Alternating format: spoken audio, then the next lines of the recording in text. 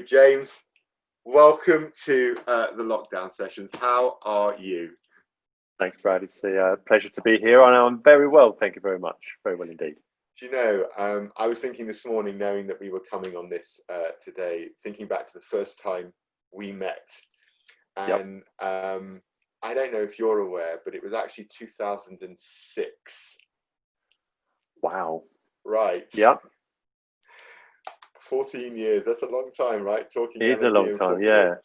But as Chief Learning Officer at Loop, you're taking the digital world by storm when it comes to revolutionizing learning, performance, results in business. I thought it'd be really excellent to get you on and offer you an opportunity actually to shine a light on, especially in this virtual world we're now being forced to live in, how can we kind of elevate performance when actually a lot of L&D and HR functions are a little bit nervous because what are we going to do when we can't do training? And as someone who runs a consulting firm that does training and coaching, this is clearly relevant in my world as well. But before we kind of dive into the meat of what you do, I'd love to know from your perspective, what have you been observing during lockdown around the way corporates are behaving, people, performance? What are you noticing as a kind of a difference because of being shut down and working from home? Well, I think that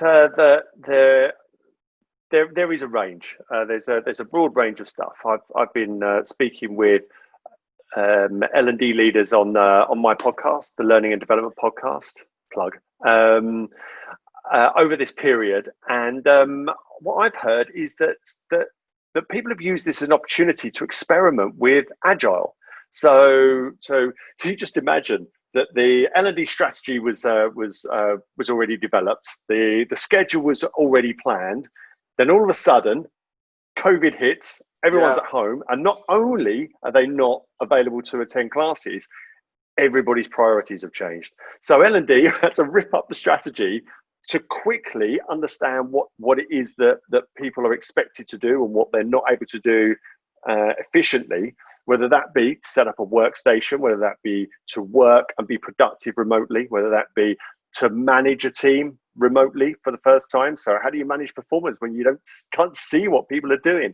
There are all these new rules of engagement. And so L&D have had to move quickly to understand the new context, how it's adapting and what it is that people need. So I think that has been refreshing, considering I was attending a networking event a couple of years back, and everyone was talking, and they were saying, yeah, but it can take a good 18 months to 2 years to develop a management and leadership development program, and by the time it goes out, it's probably out of date. And you're going, where do you work?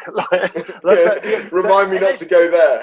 Yeah, L&D admitting this stuff, and you're thinking it sounded bananas at the time, and I mean, we don't have that luxury anymore. We've had to move fast for pressing concerns, and we've also got new measures of success, which is, that thing that people said they couldn't do before, can they do that now? Now L&D have avoided that for a great deal of the time. We've done that because we've been topic centric, and we've decided that we're going to break these isolated topics down, and we're going to deliver these brilliantly and in a memorable way. The only problem was with them, they largely missed out the context, which was the really interesting bit, an important part for the people in the classroom or on in the e-learning.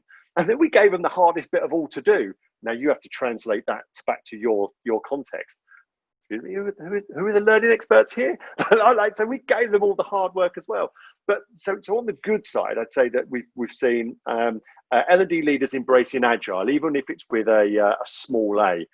Now there is a dark side to this as well. I'd see that there are plenty. I've seen adverts as well as LinkedIn posts around how to turn your training digital or how to turn a PowerPoint digital. Does that make you throw up a little bit in your throat? Yeah, well, it made me think. Imagine a learning and development were tasked with creating digital music. I mean, what would the approach be? Well, I'd go to a really small niche record shop. I'd recreate that record shop in a box with limited sales. I'd focus more on the ambience than the music. I wouldn't talk to anyone. I'd literally just create this box Yeah. that people go in, and so you'd be able to listen to a few dozen albums, maybe a lot of the stuff that you wouldn't like, and it would do nothing for you. Sometimes you need to rip it up, and you need to go back to what is it that people are trying to do. Now, as far as Spotify is concerned, they're trying to give you access to whatever you want, trying to draw you back in based on your preferences and what you might like elsewhere. So they've literally just opened up the world's music. Now, from a consumer perspective, that's brilliant. From a musician perspective, not so good. And even from a publisher perspective, not so good. But if we go back to L&D, so what is it that people are trying to do? Oh, they just want really good learning experiences. No, they don't. They don't want learning experiences. They want work experiences. There's a lot we've got wrapped up in work. They want to be able to do the job better and faster and improve their prospects. Like this is the crux of it. Because if you're helping people to do those two things, then they are learning, growing, and developing. But when we've got this box over here where you can learn once a year, twice a year, 3 times a year, and some of it may have something to do with your job, I suppose we're missing the bigger picture by a huge amount. It's an interesting word that you use there, because I hear clients use it a lot. We want to offer our people a learning experience, which implicit in that is that somehow they're going to be engaged in that process. And it's up to the facilitator to make it an experience, which kind of creates this image that the facilitator is some kind of entertainer for the day who's going to help people experience things. But you then said you want to make it a work experience. Tell me a bit more about how do you make it then a work experience rather than a learning experience, which implicitly suggests to me, bring everybody in, let's talk about assertiveness for a day, and you'll go away with 5 tools to help you be assertive. What does a work experience look like then? Well, the way you've just described it there is like theatre. So if learning and development have already decided what the content's going to be, what the topic's going to be, and largely what the performance is, then it's theatre. Theatre's a pretty passive experience. Sometimes, it can be enjoyable. But the great thinkers on this, whether that be Danny Seals or Nick Shackleton-Jones, say there's no such thing as a learning experience. There is an experience, but learning and development love creating things. So if we've decided there is this topic, there's going to be this content, it's going to be in this place, in this medium, then they create what they see as the learning experience. But we need to take ourselves out there. People are already having an experience. What's the experience that they are having as they transition into our organization through particular roles, into other roles, other departments, all of these periods where they are transitioning, where they have pressing concerns, and their biggest growth is going to be happening during those periods of adaptation. Oh, but don't worry about that. They'll go on a course in 2 years. They'll do some like you can see how it's already peripheral.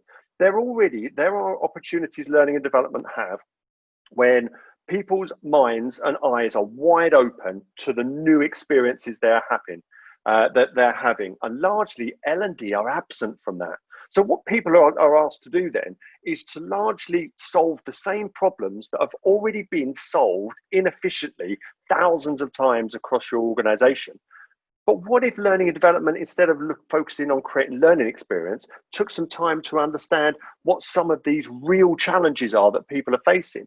So when new starters join an organization, what are they trying to do? What are they not able to do efficiently? What are the blockers to performance? Now let's talk some business language. Where are we recruiting people expensively and not keeping hold of them or preparing them to actually perform and succeed in our organizations? There are some big questions here that are focused on the work and the importance to the organization. Now, all of a sudden, our topic-centric approach looks both redundant, inefficient, and largely extraneous as far as I'm concerned. So what if we did focus on the transitions that people were making within an organization.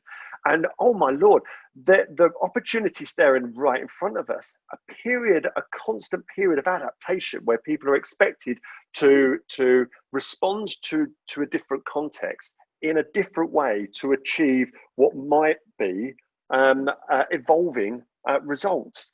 This is when people need our help. So we can't bury ourselves into topic delivery.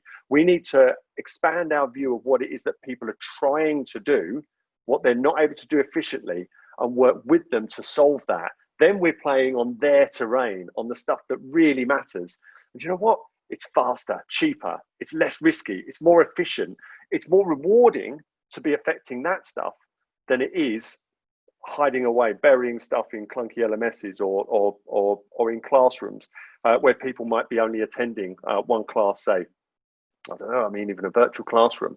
What is it? What, twice a year? Once a year? I mean, at best, I might come across people on training once or twice a year, unless they've had a big push because of their review and appraisal where it said, I need to learn, but X, Y, and Z. I'm wondering, though, that maybe this goes even deeper, because I'm thinking, when we do appraisals and reviews, so much of that, even building competency frameworks within organizations, we then measure people against those competencies. And when they sort of score poorly on those competencies, the instinctive response is, you need training. And so let's say, for example, an executive leadership competency would be influencing. And you get scored quite low on your influencing in a 360, and your boss says in your appraisal, actually, you need to develop your influencing. How would you be able to help that person to avoid them going on a 3-day influencing without authority workshop? That's why I turned the whole thing upside down. Competency frameworks are largely built in the absence of knowing what the real problems are that need to be required. So what you do across an entire organization, we have 150,000 people. We want them to behave like this. Right. Brad, that's bananas. It's absolutely bonkers. But what it enables HR to do, group HR who are nowhere near the business and actually have their own annex of the building, it stops them having to actually find out what the real problems are. Because what we do is we just cookie cutter. We go, we just want you to behave like this. You know what the really hard thing is?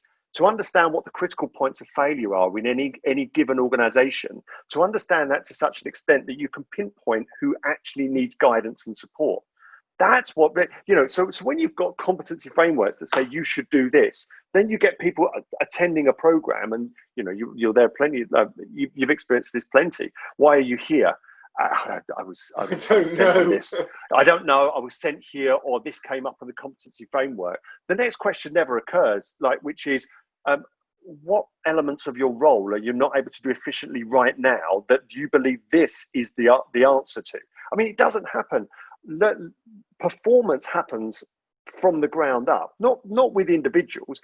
Organizations are pretty predictable, because what I found in my 15 years in-house is that people didn't necessarily need schooling on topics on how we categorize it, whether it be communication skills, whether that be influencing, whether that be time management. They are struggling with butting up against the culture of the organization, which was, how do you get the right things done here, in the context here, with the cultural blockers, as it were. Now, a lot of the stuff that's delivered or procured is totally remiss of that anyway. So what we need to do is to understand, and because everybody butts up against those same blockers, whether that be core contributors coming into a particular area, they're experiencing the same stuff. And you know this as well. How many times have you been in a class, you open up a conversation, and then you've got cohorts from across an organization who very quickly say, yeah, that happens to me as well. No way. It's because you're butting up against the same culture. Now, what we need to address is that a lot of this isn't academic or educational. This is great in the gritty reality of the work that people are trying to do in the context of where they're working. So if we can understand what those blockers are, we can remove those blockers for people, and they're pretty low level to begin with. I've worked in organizations where one of the biggest anxieties for new starters is what to wear on the first day.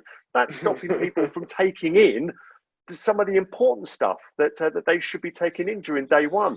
Yeah. Address it. get it out the way, because what you do is once that has been addressed and squashed, then you move on to, well, what means of communication? Let's get rid of that. So not just the means of communication, but how to communicate, then you get rid of that. How to influence. All of a sudden, you've got all of the housekeeping stuff eliminated, because it's where people are working. It's accessible, not just accessible, it's surfaced when and where it's required. Then you get to a higher state of consciousness, which is, I know all of this stuff. How do I get the right things done? How do I gain support for my ideas? Then you have a much richer, more successful, predictably reliable experience, enhanced experience that's focused on performance and results. Why I like that is, especially with this, you know, you mentioned before about, you know, suddenly everyone's virtual team leader. They've all been sent home back in March in the UK and earlier in other parts of Asia. And of course, when you send everyone home and you become a virtual team leader, you kind of joked and said, you know, if I can't see what you're doing, how do I trust you're getting the results done? And leaders had to learn very quickly to kind of move away from how they're getting things done to what gets done. There's almost been a shift, a forced shift in the focus for many virtual leaders. You can't worry about how anymore. You can only focus on what. Because if I call you 6 times a day to say, hey, David, how are you? There's going to come a point where you think, Brad, what do you want? Yeah, that's right. I'm fine. Let me crack on with work rather than interrupting me with a WhatsApp message or a phone call. Yeah. And so I'm thinking, you know, both in-house and since you left sort of in-house work, you must have spoken to just thousands of L&D people. What's the resistance to kind of moving into learning tech? What is that about? Brad, it's complex and a lot of it isn't good. So part of it is that L&D like doing what they're doing. They like the delivery of stuff in a classroom. They like the contact. The only problem with that is that we've used, that's me as well, some science, some facts to back up what they like doing. I mean, I've heard so many people say that, you know, I like doing what I do because I like to watch people develop. So that's a myth, because you've never seen anyone develop. You've seen people get concepts and largely leave a room, and then you don't know what they've done next. You know, even if you follow up with another smile sheet in 3 months, you're asking people to self-assess. Yeah, and people want to tell you that they've done better. But so there is all this mythology around what we do. We take science and then we twist science into what we want it to be. So when we're talking, we talk about, look at learning styles, and I know it's been largely debunked, but we want to believe that because we have developed so much content over the years that responds to learning styles to make it all of these different things. They don't exist, but we've continued down this path. I think that we have built the face-to-face element of the development experience up to such an extent, and our skill sets that go with it, we've neglected our own digital competence. Therefore, we have a diminished view of what digital could do for us, because we always get into this war, and I always try to avoid it. It's face-to-face or digital versus. It's always versus. Going, do you think that when you're Googling stuff, when you Google how to build a patio, and you see a man and a woman with their ropes all fitting this out and then digging, do you have a look and go, that's just the technology? They go, no, those are people doing things, and you are able to view them doing this as if you were there with them because of the technology. Now, when you do this right, you're able to provide windows into people's work, their insights, their know-how, and their decision-making, and make that available to others. But we've got into this weird pattern whereby we go, no, deep learning occurs in the classroom. I'm sorry, that doesn't happen either. Like the deep stuff happens when they are trying to do something, they give it a go. It either works and they get a good response. It either works and it fails and they get a different type of response. That in essence is it. So what we need to do is we need to reframe. Learning and development need to stop focusing on learning as the end. It's one of the means. It is one of the least reliable means of affecting performance because of the gap between the delivery and the challenge reoccurring. That can be days, weeks, months, maybe even years. It is so unreliable as a means of affecting performance. If you can be there at the moment of need to influence the way the work is done by providing just enough competence and confidence for them to actually do something, to try it, and then putting the guardrails up to make sure that the ball hits the pins more often than it doesn't, you have much more chance of affecting performance. But again, that's from a performance mindset of what is it that people are trying to do and they're not able to do efficiently, to a learning mindset, which is where there is a gap between what people are expected to do and they're not able to do. What can we provide them as education or theory in order to almost build up a bank of knowledge? They're two very, very different things, and we've got to realize our organizations are about doing. People's performance and their rewards and their prospects are around doing. No one is getting rewarded from what they know or what they've learned. It's only what they do. So, and I don't want to go down this behaviorist route. This isn't just about behaviorism. This is constructivist as much as it is about cognitive, as much as it is about behaviorist. It's all wrapped up, but it is with a performance lens and not a learning lens. And I think that we need to throw off the shackles. And I'll say one more thing, Brad, that it's not just preference. It's so much easier to provide learning than it is to provide actual performance support. Yeah, and when I watch those two people digging up their patio on a video, that inspires me to hire in a professional. Yeah, you understand the limitations of your own ability. Instantly, in spite of the desire. But it's an interesting frame that you offer here, because so often learning is linked with development, not with performance. And you often hear people say in interviews, don't you? I want to, what will my growth be like here? How am I going to grow? As though it's somehow your responsibility as the business to help me grow. But actually, it's my responsibility to grow. So I must seek out opportunities. If I'm understanding the framing you're putting on it, actually, let's move learning and development away from being responsible for training, and actually let's elevate learning and development to become accountable for higher performance, if I'm understanding you right.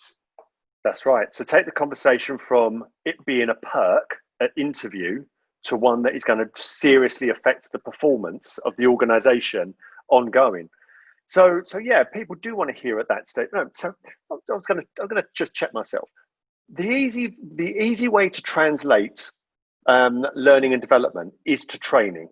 But I really don't think that that's what a lot of people mean. When you're in an organization and you hate your job, the thought of training sometimes is relief. But when you're in the interview and expecting this to be great for your career, you're not expecting training. You're expecting growth. And we know, a lot of the time, training can provide a springboard to growth, but it doesn't provide the growth. The growth comes from what you've just said there. It's you doing different stuff. It's being exposed to different challenges and thriving in those situations, which you can do more predictably and reliably digitally if you ask the right questions, you're focused on performance, as well as what it is that people are expecting, what they are trying to achieve, which is their results. But just putting on a suite of programs and thinking this is what everybody wants, I think he's really naive. And I think that we should expect a lot more from the people asking those questions in the interview, that they mean the growth in terms of their career and not just the sporadic attendance of a program. I see a similarity with a conversation I was having with a leader, an executive leader recently, about trust. Mm, And he was saying how the thing he misses in COVID times is being able to meet with people and build trust in meetings, face-to-face meetings. And I challenged him because I said to him that I don't think trust actually, in its fullest term, occurs in a meeting. I don't think you trust somebody because you have a good meeting with them. I think trust happens outside of the meeting, in between, while you're communicating with each other, while you're having those ongoing back and forth phone calls or emails, or jumping on a quick conference call, or doing a piece of work together. And it's that different framing of trust doesn't happen. I mean, you can become credible in a meeting, of course, you would want to be, but you would only be reliable afterwards, and the kind of intimacy that you build comes afterwards too. And I listen to you, and I think maybe there's room here for organizations to really think about, if we are part of that L&D team, maybe we can really embrace what's happened right now, because people's expectations are different. We expect something digital now. We're ready for it. I suppose part of it is, do L&D need to almost expect more from themselves? I don't want to say anything that sounds overtly challenging to L&D, because I don't want to upset anyone, but I'm inviting you to answer it because you're there to buck the trend. You're sitting right on the edge of this kind of work. Do we need to expect more from our tech, from our L&D departments? I mean, you're right in this world, so help me answer that. Yeah, Brad. Well, I'd say, in short, a hell of a lot more. We're in this holding pattern right now, in which we have a lot of the time translated our face-to-face training into virtual. So, but we're still in a holding pattern, because it's still a lot of the time the delivery of content with some engagement. So it's still a lot of, we need you to know this. But if we don't come out of this for another year, the expectations on the people on the other side are, wait a minute, there aren't any promotions. I'm not getting anything here. And the decision makers are having conversations around, well, I can't see you to make that decision. So you're getting a disgruntled workforce who are thinking, well, what am I being recognized elsewhere? So my question is, what are L&D doing in order to increase transparency of, first of all, what is expected in this new world, so that I can develop that and exhibit that to the key stakeholders, who can then see that I am worthy of said progression, promotion, advancement, however that might work. So at the moment, the old world model of, we need you to know this, is a holding pattern before deeper problems are exposed within our organizations that L&D need to get hold of. So that's an approach, and that's to think beyond the provision of content again. Because tech these days, but I hear it all of the time, when people might say, yeah, our people actually prefer classroom training. They don't really like online learning. Yeah, I've seen your online learning. I don't think anyone would like your online learning, if I'm absolutely honest. We expect so yeah, exactly. I mean, what's even worse is when I meet an instructional designer and I go, can I show you our new game? Go, oh, here we go. Show us this new game. And it's facile, to say the least. It's distracting. It doesn't do any of the things that they want it to do. They've just created a really naff game that stops people from working, that will possibly leave any positive behaviour or otherwise change. But there's something called the Ikea effect, because they've built it. Yeah. you know that rubbish. People will come. Yeah, that rubbish cabinet you can't quite bring yourself to get rid of it because you built it. There is that within e-learning. But what we need to say to ourselves is, when people aren't using it, they don't like it, they don't see the value, stop it. Right? Google have pretty much sewn up the content game. Right? So if you want to know how to do something, largely Google's got that. But Google's got nothing around how to do the right stuff within your organization, and they don't have any plans to. So I've worked within 6 organizations, and all of them so different. If you want to go from Disney to a startup, like talk about. I mean, it's a different planet. Yeah, I bet. But even then, I went from financial services to creative. Again, people who've never done it say, "Well, what's with the sector move? I could do the job technically." But there's no question. I mean, a lot of people could, but it's working within that context, which is particularly hard. So L&D need to think bigger first of all from the provision of online content, which is cursory. And do you know what? It doesn't really matter if it's not there, unless you get credit for launching products. Then well done. It's still very common that people create a university or an academy. They get an award for it. They get a load of credit. But the only problem is that 3 months later, no one's going there because it didn't actually solve any problems. But then, what else can we think that technology can do for us if it's beyond the provision of content? How about eliminating all administration in relation to compliance? So you link it to your HR system. So your new starters, depending on where they are in the organisation and what compliance or regulatory training they need, it's just automatically assigned. And we know people don't always do their compliance.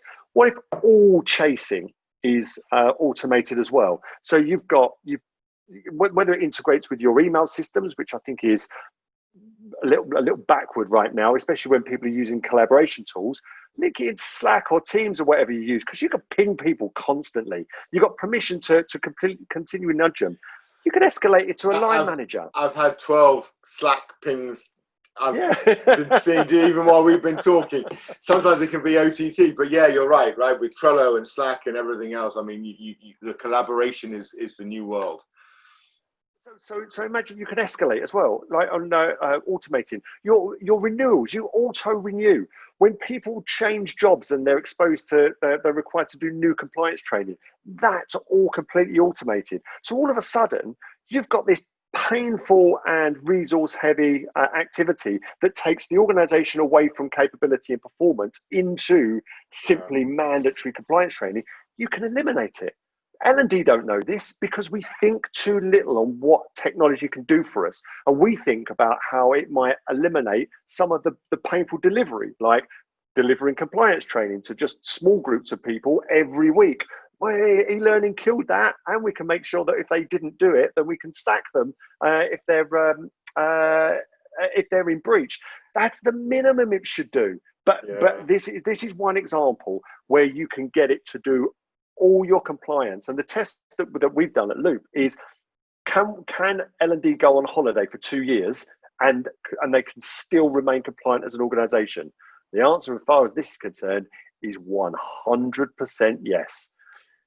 Do we get paid to go on holiday for 2 years and then if your job was only compliance, I would say that yes, you've got permission to go. But it goes back to your point before, which is if L&D aren't down in the weeds of administration and on the hamster wheel of recurring tasks, what is it we could be doing? We have performance conversations. You rebuild your relationship with your organization from one that provides learning, training, and e-learning to one that actually affects the business. And you do this via performance consulting. You experiment to see whether you can move the needle in a meaningful way, and then you automate an experience that matches up against their working experience. So you can automate the digital element of induction. Not all of induction, because as you and I know, an important part of onboarding is meeting people, with connecting to understand the stories that bring the culture alive. But it stops you from trying to teach people how to use the travel and expense reimbursement systems, or how to log on to the intranet and all of the other NAF stuff that we try to teach people within the first 2 hours of joining our organizations. But it enables you as well to automate your guidance and support for new managers who are largely neglected for months, if not years, in many organizations to try to figure this out, but have pressing needs as they begin a new career as a line manager. So providing them insights into what successful managers do and have done, and any pitfalls that need to avoid. Goes back to the patio thing as well. This isn't e-learning. This isn't just an article. This is bringing stories to life of what people have actually done in that exact situation where they are making that transition. And it doesn't replace anything, as I said before, except fumbling along and making the same mistakes that have already been made thousands of times. Because you can bring people together. You can workshop ideas. You can provide forums for people to actually get together, virtually probably these days, to talk about some of the challenges. But largely, the guidance and support that they need during this crucial transition is provided to them in the tools they use for work in an automated campaign. Again, go on holiday and just know that you are making a hell of a lot more difference than you would be if you were holding out for people to attend one formal program several weeks or months down the line. You're so right. We were doing a workshop / challenges yesterday with a forensic tech company. And this is across LATAM, EMEA, and explicitly the UK. So 3 quite distinctively different regions, all going through COVID slightly differently. And in LATAM, obviously, they're struggling. In fact, one guy joined the workshop as his plane was landing in Rio, masked up, showed the camera around the plane to show that everyone was being compliant there. What was interesting, we did a little, Google is great, giving away Jamboards for free these days. So we did a little Jamboard of what are the challenges and fears that you've got right now as you look forward in your business for the next 6 months. So we had ops and sales guys in the room. We basically had 3 comments from around 25 people. They used different language, but essentially they were all the same. They've all got the same challenges. They've all got the same fears. And to use your language from before, they're butting up against the cultural challenges of the business that still requires them to deliver results. Yeah. And this is why I like your framing around performance, because ultimately there isn't a C-level person I've spoken to in the last 10 years who hasn't told me what gets measured gets done, Brad. I know not everything gets measured, but ultimately I need these guys to perform. I need them to deliver is sometimes the word that they use. And I don't know if you see a difference between delivering and performance, if there's a heightened state in performance. But I wonder, how do we get businesses, not just L&D, but businesses focused on the reality of performance? Because that's what they say is really important, right? I need my guys to deliver. That's what I hear all the time. And then the training bit or the coaching bit is to help them deliver. I've always been more of a fan of coaching than the training, because I think that intimate experience, I can get to see people grow. That's what inspires me when I see their face change, or they make sense of, wow, actually that anecdotal evidence can really help me in this situation. So I've got that real life moment. It's when I put 25 people in the room that's much more difficult to manage. So how do you get businesses focusing on performance when they already think about it, but they're not thinking about it? Yeah. So there are a couple of ways. We'll come from the top, we'll come from the bottom. If it's going to come from within an organization, then it's going to be from, and I meet them all the time. There's a new breed of learning and development leader and below leader. So we're talking about professional who's had enough. I have these conversations all the time, and they say, I just don't feel as if I'm making a difference. I stand up there, I do this stuff, I take the requests, I take the orders. I just don't think learning and development is for me. And these people weren't around 10, 15 years ago because the immediacy of the audience response was enough for them to know they were making a difference. But this new breed, they don't. They don't get it. They don't buy into this calculation that you do that equals ROI. They look and go, no, you're just using stuff to justify your approach rather whether it really works. So there is this new breed who are questioning, who want to do things differently, and they're able to sell that to their clients.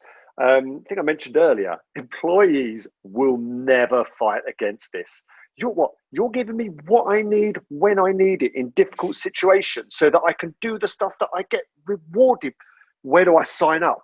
There's never any question, unless training is removed as well, because people still see there's inherent value in attendance, in the relationships built, in the recuperation and the reward element of all, of training, even if they are just taking one thing away from, say, a day or 2 day, 3 day event. So there is something inherently deemed as valuable. Stakeholders are trickier, because by the time they come to you, they've already sold training to their team. You know what you lot need? You need a day's training. Brilliant. I'll go and speak to L&D. Brad, I need a day's training. What performance outcomes do you want? Yeah, I often get, good question. Yeah, good question. But I think I'm not sure I was quite clear. But it's already been sold. So that needs to be done. But there is a long game to play around what are you trying to achieve? Right. So we're not going to take your training away, but what we're going to do is this other stuff to make sure that we truly affect performance. So there's something about shaping the expectation within there. But then there's the top-down stuff, which is the stuff coming from the market, which is, and of course, what's happening in the world right now. Are we happy to accept the byproducts that may or may not be gained from investment in training? Or do we actually need to make a difference now for our organization to survive and then thrive in a much more demanding and precarious business environment? There are different questions being asked of everybody within an organization now. In 2008, I was at Disney when the economic crisis came, and I was chatting with somebody in marketing who said to me, "Hold on to your hat, because it's you and me that goes first." Right? So yeah, they knew. Now marketing smartened up, and they started to act off of data. And we know in organizations that whether you dial up or dial down, how many more leads, prospects, how much footfall you're going to get from your investment. Now, we haven't done that in L&D. We're still bums on seats. We're still a perk, largely. We're still hits on a website, but we are getting smarter. People analytics will be able to show us. So what are we spending, and what does that actually mean on the measures that really matter within our organizations? And then I'll throw a wild card in there as well, Brad, that smart technology is going to be eliminating the administration of a lot of L&D. So if they're not doing compliance, managing classes, whether they are doing reimbursements on costs, if they're not trying to drive traffic towards an LMS, and if they're not delivering all the time in a classroom, then what are they doing? And this is what the problem we're trying to solve in Loop.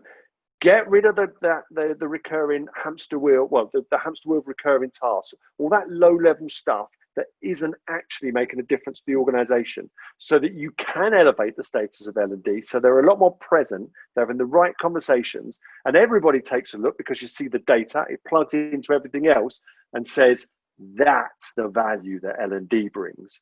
Whereas a lot of the time at the moment, it is, what's the value that L&D brings? And if we just eliminate it for a year or two, just to cut costs, maybe if anybody feels that about our profession and feels as if they are dispensable during this period of all periods, you're doing L&D wrong, as far as I'm concerned. Well, I think maybe for the first time in my professional career, right, really, I mean this from my heart, I think HR as a broader function has finally stepped into its own, where it's been totally vital to the organization beyond creating audit trails to help people in and out of businesses. Yeah.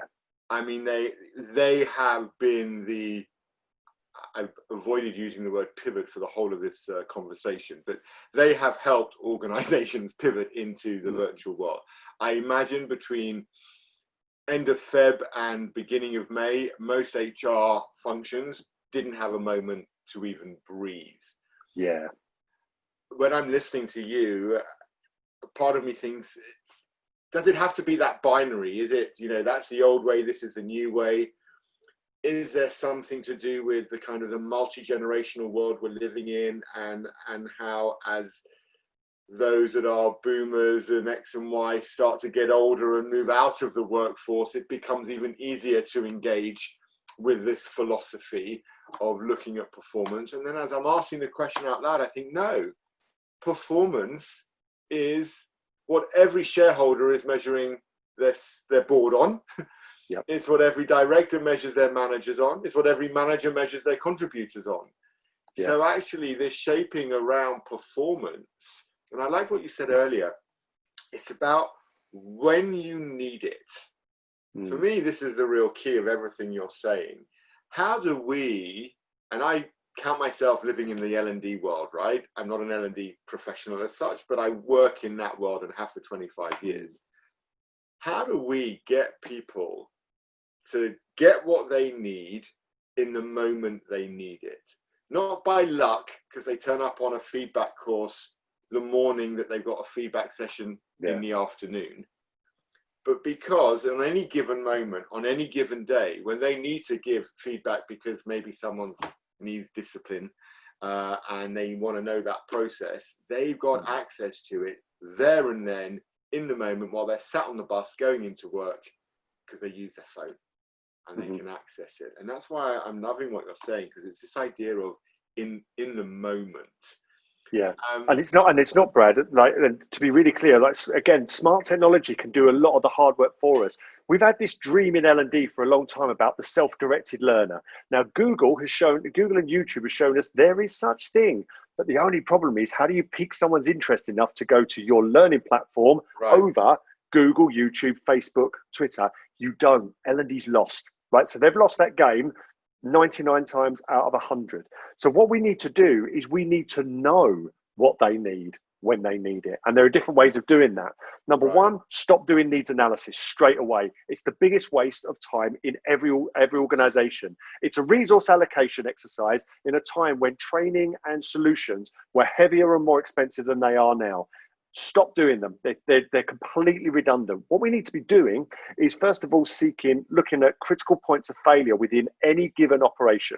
So we should be looking at business information. We should be connecting with business leaders, with people in departments, and understanding during these times now what it is that organizations are trying to do and what they are designed to do and what they're not able to do efficiently. So have different conversations. But there is some stuff that L&D does have its arms around that we could do more efficiently as well.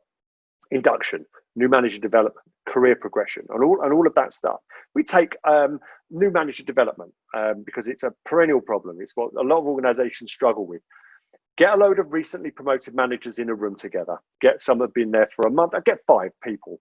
One for a month, one for 2 months, one for 6 months, one for a year, 18 months. Get them all together and get them to talk about what they were trying to do and what they weren't able to do efficiently, although it's going to be in a virtual room these days, right? So you're only talking about them, their role, their transition, and inefficiencies.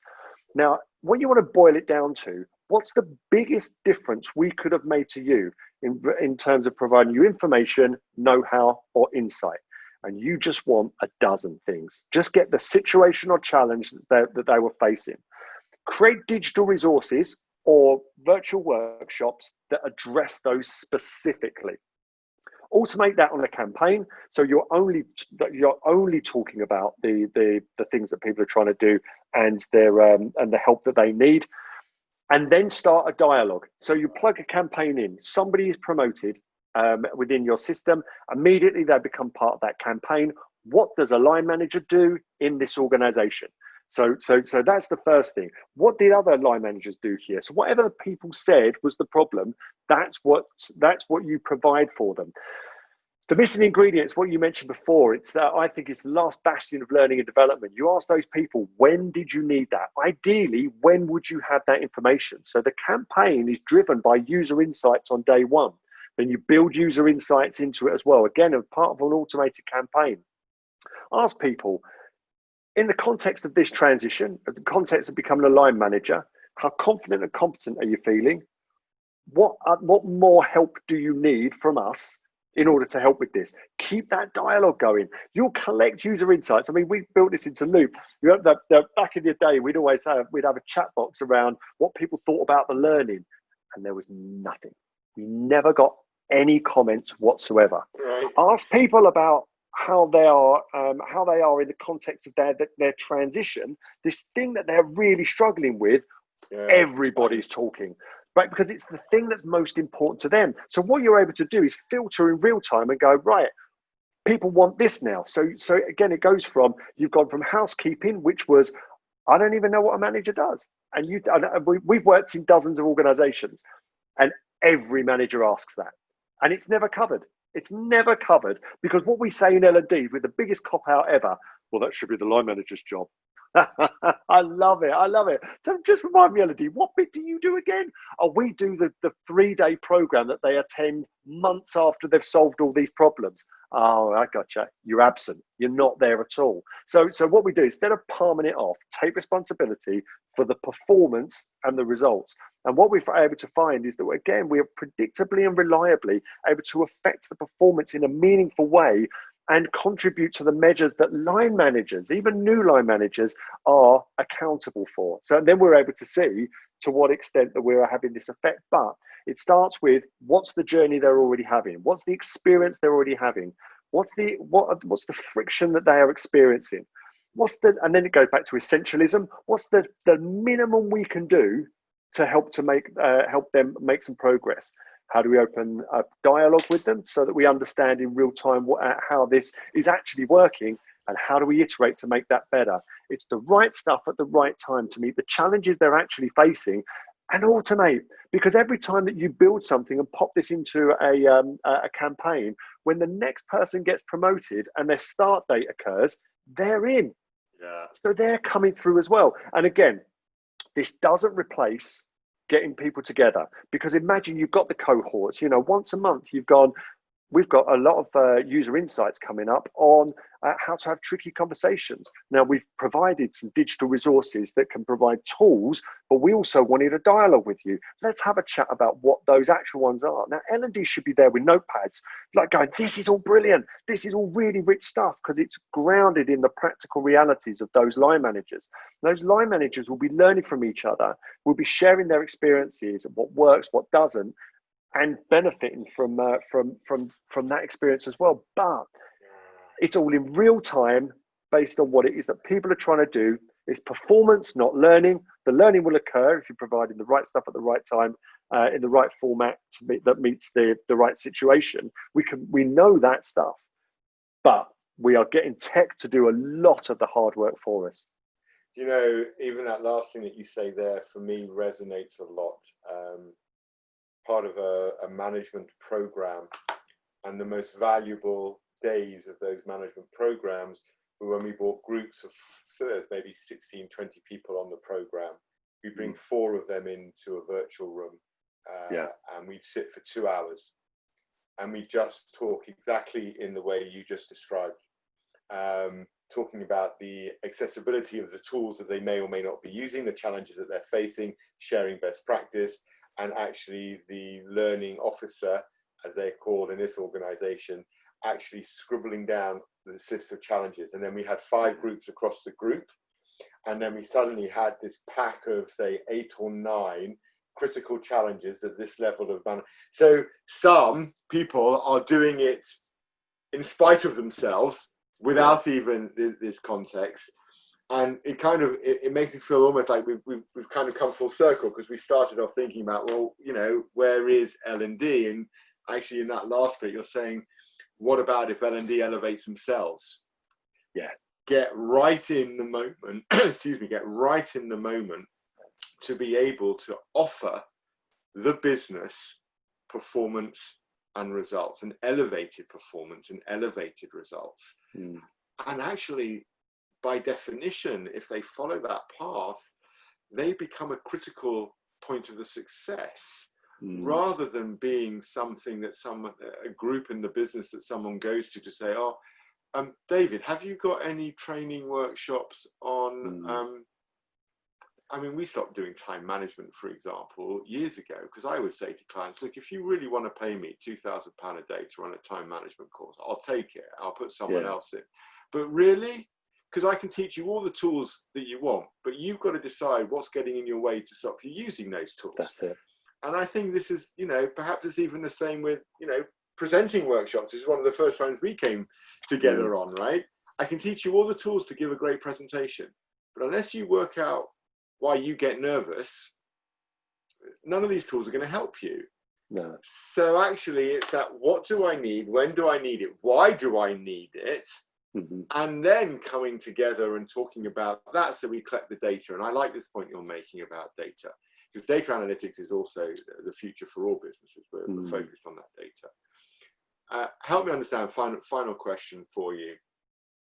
Having spent more than a decade in-house, and now as you look back at yourself, if you could go and talk to yourself back in 2010, when you were running LMS and you were running an L&D team across EMEA, quite frankly, right? You know, UK and EMEA, what would you say to yourself? Oh, where would I start? I'd start a conversation by saying, you're doing this the hardest way possible.